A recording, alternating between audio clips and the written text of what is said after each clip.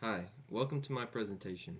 My name is Chris Marvel, and today we're going to be talking about the social penetration theory in light of relationship growth.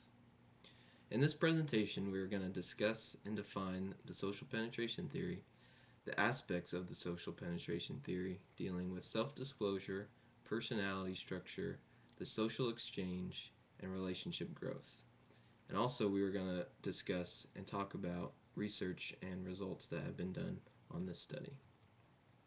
The social penetration seeks to identify the process of increasing disclosure and intimacy within a relationship.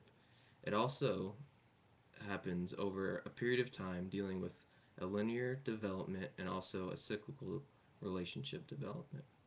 Within the theory, the information focuses on thoughts and behaviors, feelings that change over time within the relationship. Also, the information that is disclosed between the two individuals deal with breadth, meaning surface level, and depth, meaning more intimate information.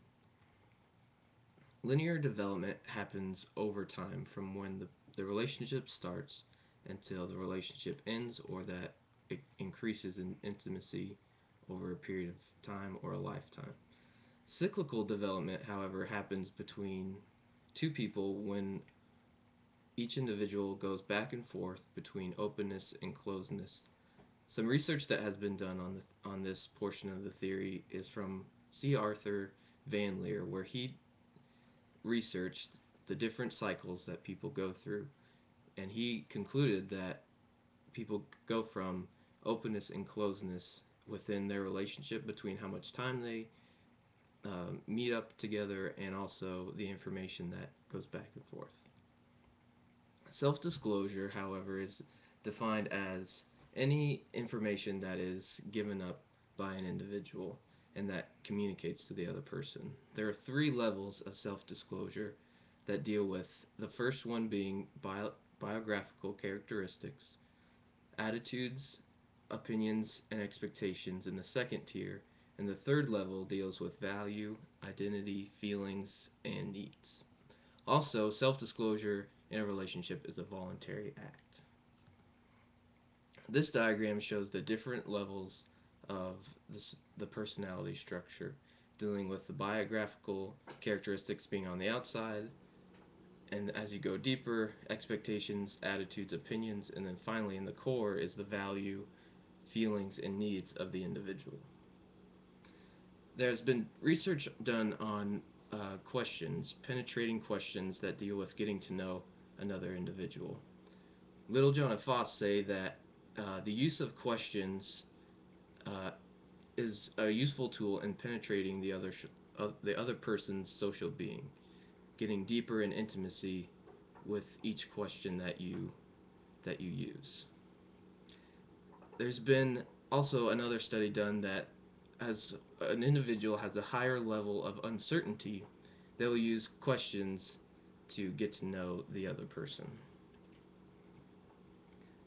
Ayers also has found that questions between strangers deal with more surface level questions and information given, and as questions between friends, as people get to know one another, the question uses to be more deeper, more intimate level information that's answered within those questions. However, Altman and Taylor suggest that over any relationship, people tend to be more surface level in the information that they give and the questions that they use. More research done on disclosure deals with people who just love being with people that love building relationships will tend to disclose more information up front and deeper information up front than others. Also, online dating websites have shown that people will disclose very personal information on their online profiles, which can conclude that depending on what social setting that you are involved in, can depend on how much information that you disclose upfront in a relationship. Positive reinforcement is also a key factor in self-disclosure, being that if you are more involved in a conversation, giving head nods, gestures, Just showing somebody that you enjoy the conversation promotes deeper intimacy. If you're enjoying the conversation, then you'll be more apt to disclosing more information. Honeycutt and Godwin also say that being open and honest within a conversation, within a relationship, also promotes deeper and healthier intimacy and relationships. The rate of self-disclosure, however, can create vulnerability in a relationship, which can cause a relationship to be unstable. If the rate of self-disclosure is rapid, then people will tend to fall back and maybe become more withdrawn in a relationship rather than continuing on self disclosing information, which can cause the relationship to be vulnerable, unstable, and maybe cause the relationship to dissolve. Communication in the social penetration theory has a couple of roles. First, it deals with intimacy, being able to communicate intimacy with one another. Communication is what self-disclosure is, just communicating the person that you are. Communication sustains relationships over a period of time and helps relationships grow. Self dissolving relationships, happens over a period of time as well. There'll be topics of conversation that will become cause somebody to be vulnerable, might put up barriers or walls, can cause frustration, which causes the individual to reassess where they're at. They might block off a certain portion of who they are, which can make the relationship unstable, causes a decrease in intimacy, which can cause other issues to be blocked off, and then causes a higher, more causes an increased potential for dissolving that relationship. On to social exchange. Social exchange deals with costs and rewards in a relationship. Um, in this study, people have seen that they want to maximize rewards and minimize costs. Now, the cost and reward ratio depends on the perspective of the individual. The reward for costly information can be deeper intimacy in a relationship.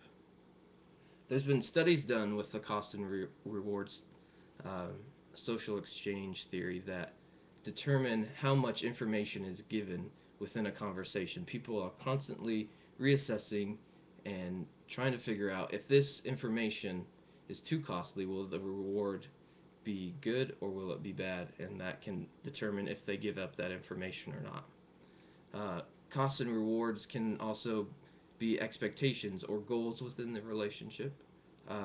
Again, it can be if the information given is costly enough to get the reward, and just to be if the information is essential for the relationship to grow.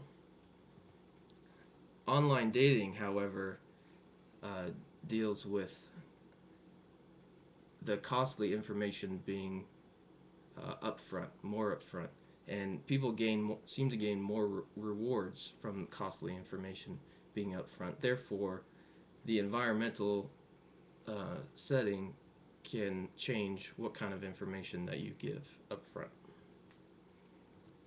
Relationship growth deals with commitment towards the individual, how much time is spent with that individual. It also helps that being open and honest within your disclosures of information to each other will help grow and deepen that relationship in more intimacy. Relationship growth deals with two things: a paradox with a linear development, as we've discussed, and a cyclical development. Relationship growth is increasing disclosure, reassessing the relationship, and having it being over a period of time. In conclusion, we have talked about what the social penetration theory is, the different aspects of the theory, and the research and results. And here are the references that I've used, and thank you so much.